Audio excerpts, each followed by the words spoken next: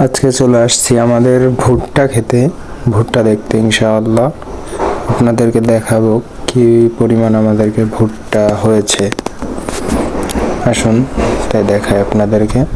ভুট্টার সাইজ মাশাআল্লাহ ভালোই হয়েছে এবং এবার ফলনও ভালোই হবে। এই দেখুন একটা পোকাই কেটে দিয়েছে, এগুলাকে ওষুধ দিতে হবে।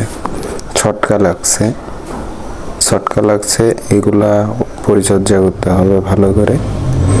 এই কিছু ছটকায় খেয়ে ফেলা দেয়, পরিচর্যা না করলে হয় না। এগুলো ভালো আছে ইনশাআল্লাহ, এগুলো ভালো আছে। আমরা সামনে দেখব আমাদের ভুট্টার ফলন এবার ইনশাআল্লাহ ভালো হবে, আশা করা যায়।